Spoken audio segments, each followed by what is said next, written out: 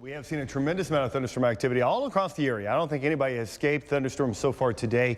As you know, if you've been tracking with us, we've seen our share of both severe thunderstorm and also tornado warning. So there's quite a bit of spin once you get yourself up in the atmosphere a little bit, and you need that spin to offset what we call the updraft and the downdraft. And we have the ability to look inside the storm. We have the ability to look at it in the third dimension. So that's what we're showing you right here. Many tops, well over 40,000 feet, and in some cases we could be approaching 50,000 feet. This is with what we call echo tops, or the highest point at which we're seeing precipitation falling from the sky. So 50,000 feet, that's way up. In the heaviest area of reflectivity, it's lofted. It's up there at around 20,000 feet.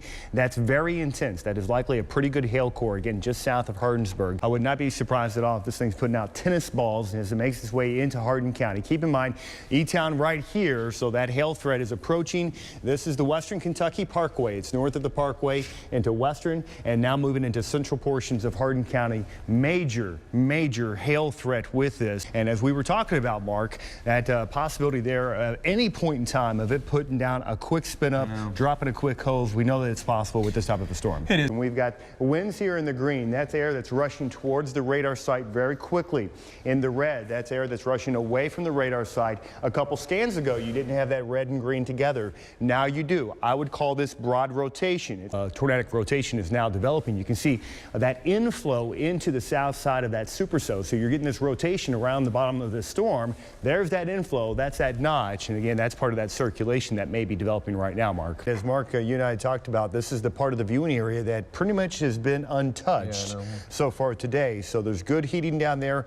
Good instability. I don't see any reason why this storm doesn't continue to generate rotation. This is a classic hook echo. I think a lot of people are familiar with what that is. That is a supercell. Now, if we look underneath it, we can see the hot spots. This is the velocity where you got the inbounds and the outbounds. And right there next to each other is a very bright indicator that that thing is spinning and spinning hard. Where the dark cloud is, that's where that air is being lifted up. It literally is being pushed up in the atmosphere thanks to the rain that's falling behind it. That rain causes rain-cooled air to rush out, and it lifts up the more moist, the more buoyant air out ahead of it. That causes that rising air action, causes these darker clouds to form in a line known as a shelf cloud, and it is indicative of some gusty winds, and I believe that's what we're seeing out there right now. So don't be surprised, 40, 45 mile per hour winds, wouldn't you say there, Mark? Yeah. I say it goes without saying, but it should be said that a severe thunderstorm warning by definition can and sometimes will produce a brief spin up or a localized tornado. So, and I like it when the Weather Service issues the severe thunderstorm warning instead of the tornado warning when they're not sure. Agreed. If they're not getting, high confidence that there's something occurring, that's what a severe thunderstorm warning is for.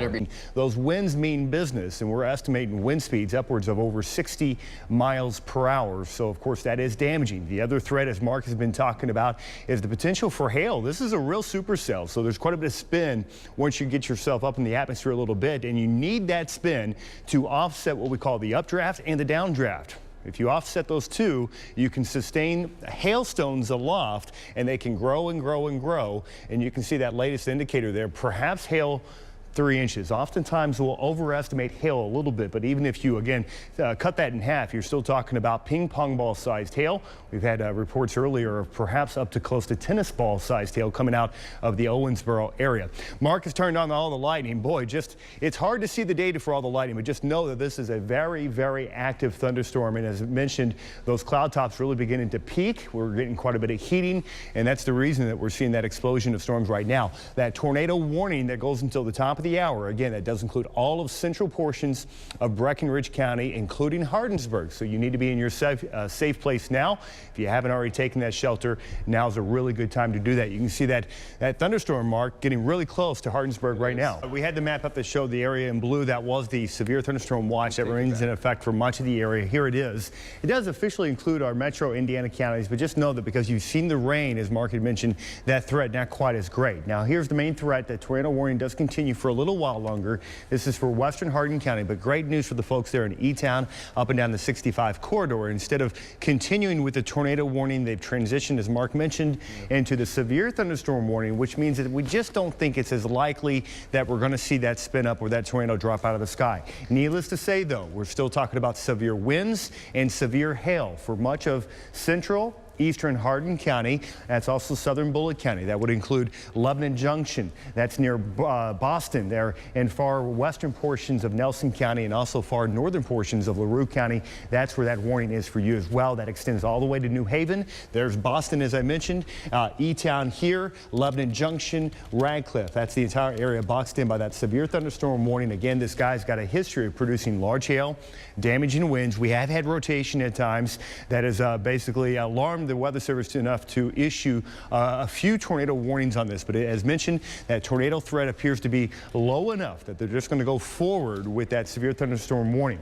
Near Radcliffe, 5 minutes from now. E-Town, 12 minutes from now. Again, a severe thunderstorm capable of destructive hail and perhaps damaging winds near 60 miles per hour. Boston, 27 minutes from now, and then perhaps eventually out towards the Hunters area at about 43 minutes from now. Again, a tremendous amount of energy available to the atmosphere at this point for those areas that have not seen the rain. You haven't seen the thunderstorms out there along the 65 corridor. Also, as you make your way towards the Bluegrass Parkway, that's where these storms are going. I would expect them to maintain, if not increase in intensity here as we go throughout the next couple of hours. This is the main area of concern still for central portions of Hardin County. That's that supercell thunderstorm located right about here. The circulation located looks like very close to the town of Rineyville. But again, we're going away from the tornado threat, and we want to emphasize the hail and the wind threat associated with this particular storm as it makes its way just to the north of E-Town. E-Town, it looks like you're going to get a glancing blow from the actual supercell itself. What you're going to see in E-Town, though,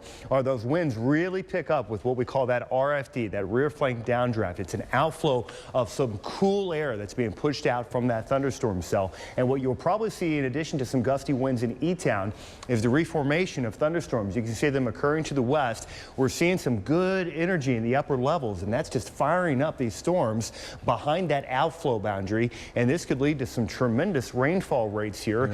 Grounds are already saturated for many of our western counties right now, and with more heavy thunderstorm rains, I think this is going to be an issue, especially for Breckenridge County, Meade County, perhaps into the metro area, where you go back over the weekend and we saw widespread 1 to 2 inch rainfall amounts, and now we're seeing these rainfall rates that Mark has here. Check it out, 3.5 inches per hour.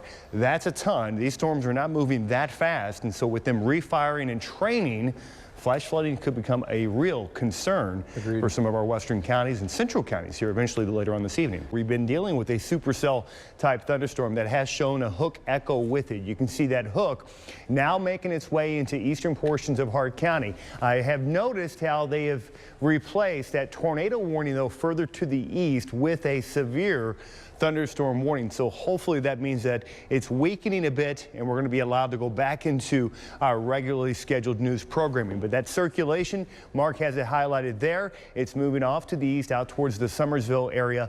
Eventually Greensburg, you may be dealing with that.